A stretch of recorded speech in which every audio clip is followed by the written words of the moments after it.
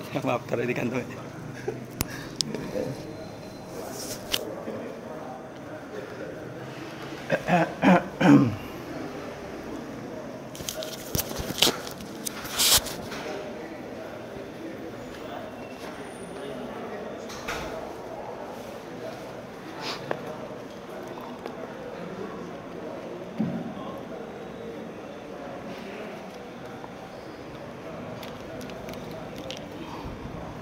Bismillahirrahmanirrahim. Assalamualaikum warahmatullahi wabarakatuh. Alhamdulillahirabbil alamin. Salatu wassalamu ala asrofil anbiya'i wal mursalin Sayyidina wa maulana Muhammad. Puji serta syukur marilah terus kita sampaikan kehadirat Allah Subhanahu wa taala, yang mana sampai detik ini kita semua masih diberikan nikmat umur beserta di dalamnya nikmat sehat dan nikmat iman tentunya, di mana kita masih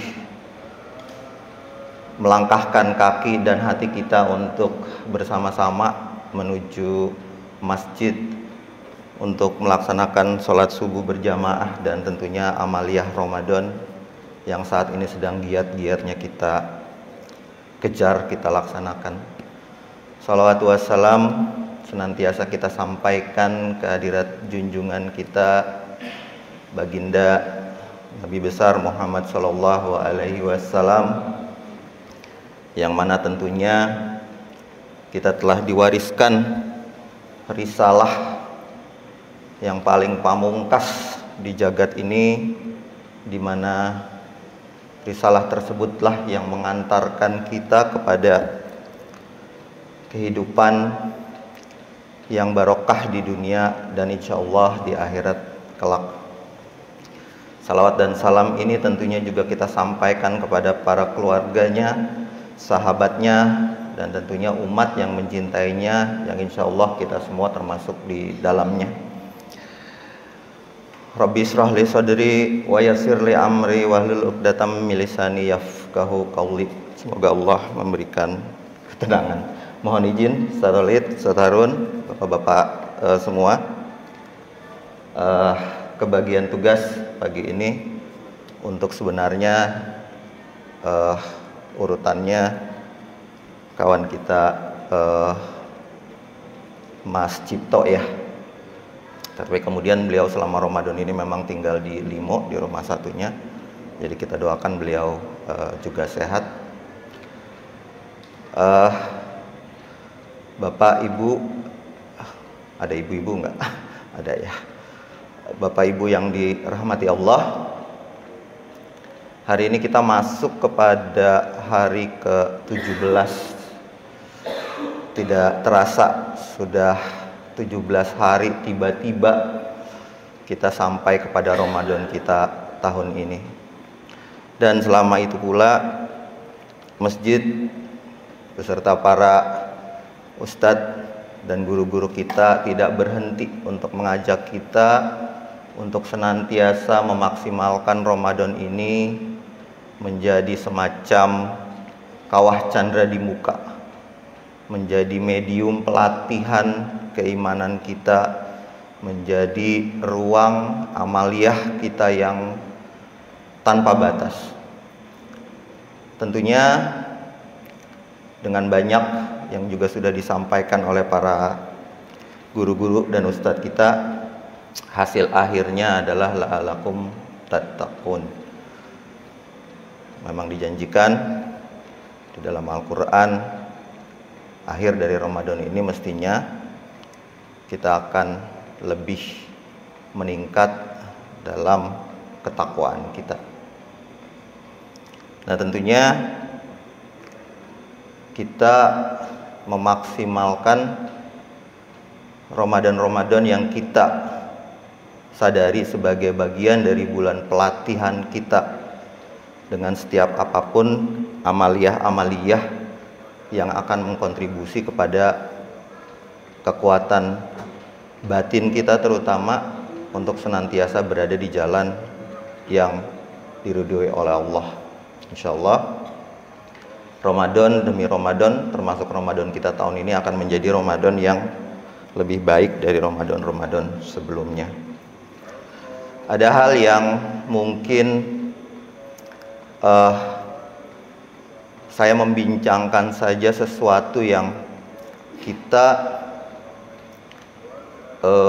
dengan tujuan tatakun tadi, kemudian juga ini menjadi bulan kalibrasi ya, dari Ustadz Fauzi menyampaikan demikian.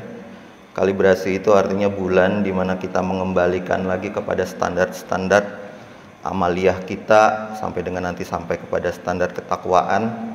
Tapi kan standar setiap kita ini tidak ada batasnya. Kalau kita bicara soal keimanan itu, kata Imam Samsi Ali, ketua DKM-nya Islamic Center-nya Amerika, orang Indonesia, orang Makassar ya. Kalau kita bicara soal keimanan itu, sky is the limit. Jadi tidak terbatas sebenarnya. Nah, kemarin juga kita mendengar dari mimbar ini bahwa iman itu sifatnya bisa berkurang, bisa bertambah, dan auzubillah min dzalik bisa hilang dari radar tubuh kita. Jadi artinya sebenarnya tugas-tugas kita atau upaya-upaya kita untuk meningkatkan amaliyah dan keimanan kita tidak sampai hanya kepada tatakun yang kita dambakan, yang kita cita-citakan terjadi setelah kita melewati bulan pelatihan kita di Ramadan ini. Tetapi kita punya hal di 11 bulan kemudian sampai kita bertemu Ramadan lagi, kalau kita bisa bertemu untuk mempertahankan keimanan tersebut, mempertahankan batas ketakwaan yang kita bangun. Jadi ada banyak hal yang tentunya akan terus kita upayakan di dalam rangka menjaga ketakwaan tersebut.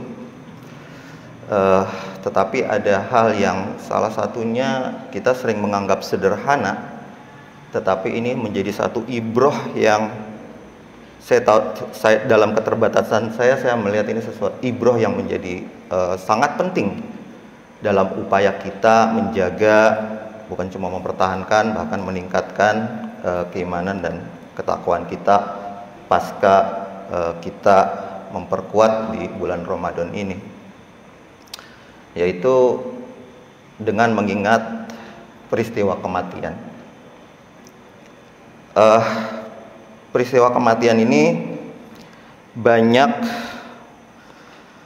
diberitakan di dalam Al-Quran, tetapi paling tidak ada 2 ayat yang biasanya kita dengar.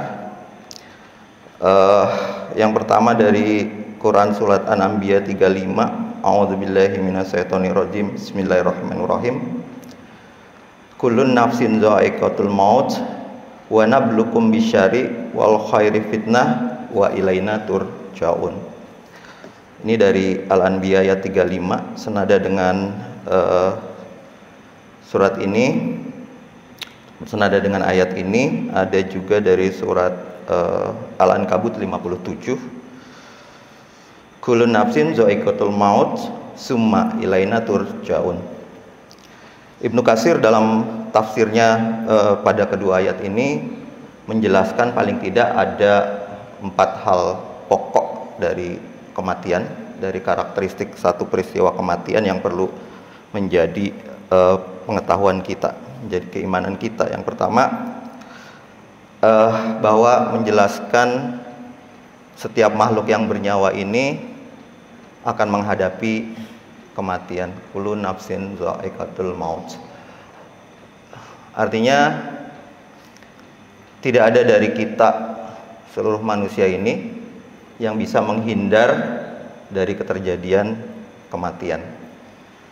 Tidak bisa menghindar itu artinya seberapapun kekuasaan atau kemampuan yang kita miliki di dunia ini, dimanapun kita berada, ada di dalam gua sekalipun, ada di dasar laut sekalipun, atau ada di bulan sekalipun, tidak ada satupun makhluk hidup dan manusia terutama yang bisa menghindari diri dari datangnya kematian. Yang kedua, kematian itu yang tadi tidak terelakkan gitu ya. Saya juga baca dari lagi-lagi Imam Ali, Syamsir Ali maksud saya, bahwa paling tiga karakteristiknya adalah dia pertama avoided, yang tadi itu dia tidak dapat dihindari. Yang kedua, dia bisa at any time dan at any place. Jadi ini sejalan dengan tafsir Ibnu Katsir bahwa hal yang kedua adalah dia bisa berlaku, bisa terjadi dimanapun, kapanpun. Bisa terjadi dimanapun artinya bisa terjadi dalam situasi misalnya lagi-lagi nauzubillah min zalik, kita dalam keadaan bermaksiat. Bisa jadi ada juga yang dipanggil oleh Allah pada saat sholat, sedang beribadah kepada Allah. Ini dalam kondisi apapun. Kita tentunya berharap husnul khotimah. Kita tentunya berharap kita akan dipanggil dan diakhiri pada saat dimana kita sedang dalam kepatuhan, sedang dalam tingkat keimanan, sedang tidak dalam situasi yang dalam kemaksiatan. Mudah-mudahan Allah melindungi kita. Yang ketiga mengenai kapanpun. Ini dimensinya bukan terbatas pada tempat, tetapi belakangan atau dalam pengalaman kita tentunya meninggal itu tidak mengenal umur. Ada masih berumur belasan tahun, ya waktunya meninggal, ya meninggal. Ada saudara kita yang memang sudah 90, 100. Kakek saya sepertinya hampir 100 tahun, masih alhamdulillah sehat. Artinya datangnya kematian itu tidak bisa diduga tentunya kan, karena ini rahasia Allah. Tetapi dari segi umur manusia tidak dapat ditentukan kapan itu terjadi. Simpulannya, kita mengupayakan Ramadan ini menjadi Ramadan paling berkualitas, Ramadan paling baik dalam rangka mengantarkan kita kepada ketakwaan. Tetapi sebenarnya kita punya takdir yang kapanpun kita akan bisa dipanggil oleh Allah. Kita bisa meninggal kapanpun. Kemudian lebih jauh dari Ramadan tentunya kita juga bisa dipanggil kapanpun. Tanpa ada embel-embel kita juga berharap menemukan lagi Ramadan di tahun depan. Maka sebenarnya kesadaran iman kita ini sudah harus sampai kepada bahwa kita sadar bahwa Allah akan memanggil kita kapanpun, di waktu yang gaib, di waktu yang misterius, di waktu yang kita sendiri tidak ketahui. Maka dari itu, karena kita mempercayai adanya kehidupan setelah kematian, ini beauty-nya Islam. Kalau di barat itu kebanyakan orang tidak memiliki agama karena tidak punya referensi kehidupan setelah mati. Kalau kita di dalam Islam dijelaskan dengan sejelas-jelasnya bahwa setelah fase alam rahim, kita tinggal di bumi seperti fase yang sekarang sedang kita jalani, kemudian kita akan memasuki alam kubur, kemudian akan menghadapi alam mahsyar, dan tentunya ke alam akhirat sebagai alam yang kekal. Dengan keimanan kita terhadap rangkaian proses kehidupan kita itu sendiri sampai kepada nanti di alam yang kekal, alam akhirat, maka kematian adalah gerbang untuk kita memasuki alam kehidupan kita selanjutnya. Itulah kenapa ibroh dari peristiwa kematian menjadi sangat penting. Tentunya pertama, bahwa ketika kematian sudah datang, billing rate itu apa ya? Perhitungan amaliyah kita tuh selesai. Tidak ada lagi daya upaya untuk sampai ke sana kecuali hadis yang disampaikan oleh Sahih Bukhari Muslim, bahwa kalau seorang manusia meninggal itu ya amaliyahnya yang masih melekat tentunya adalah sedekah jariyahnya, ilmu yang bermanfaat, dan juga doa dari anak-anaknya yang soleh. Artinya kematian juga datang. Seingat saya Ustadz Khalid juga pernah menyampaikan, ini nggak pakai mengetok pintu, tidak menggunakan lagi undangan, tidak ada pemberitahuan, tidak ada pulo nuwun, ya datang saja.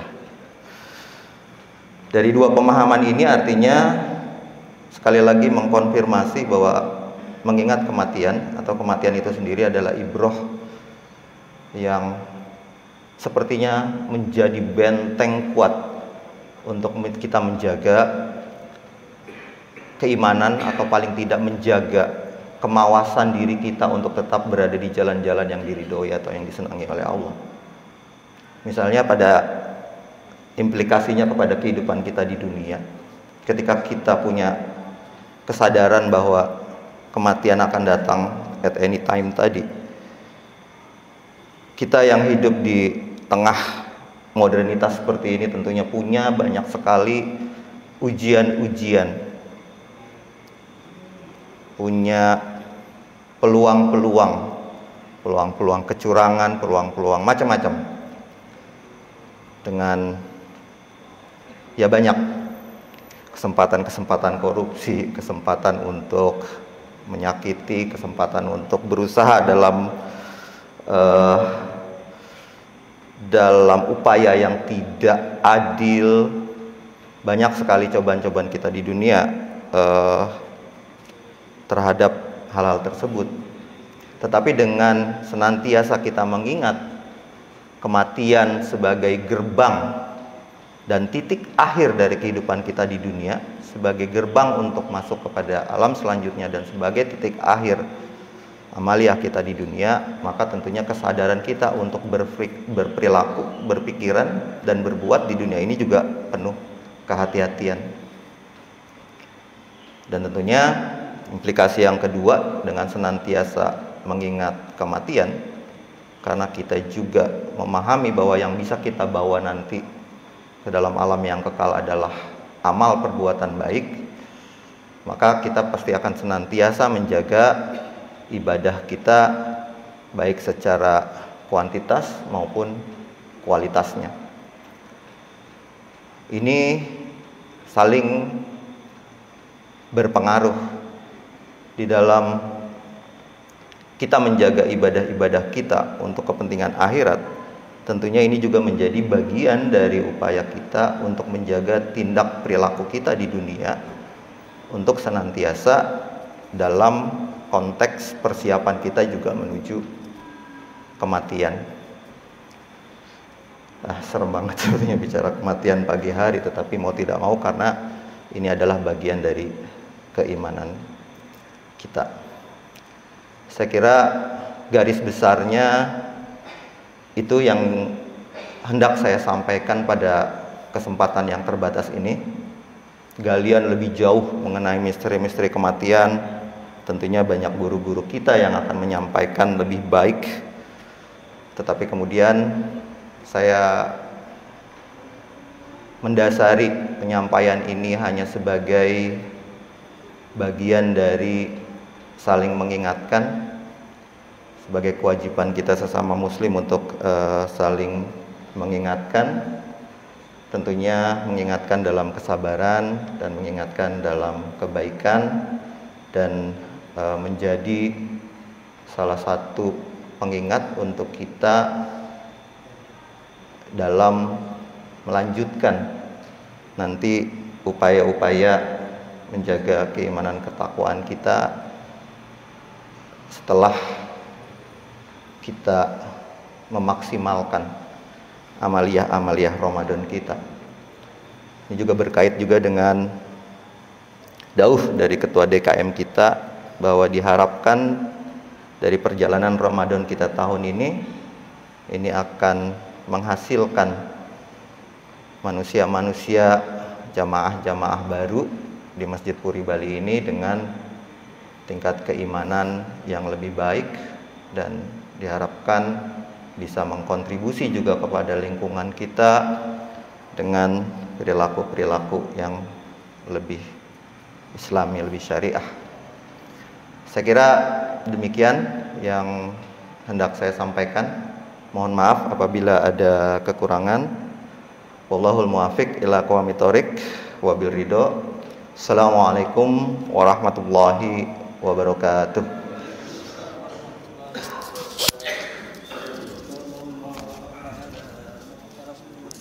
Sallallahu alaihi wasallam.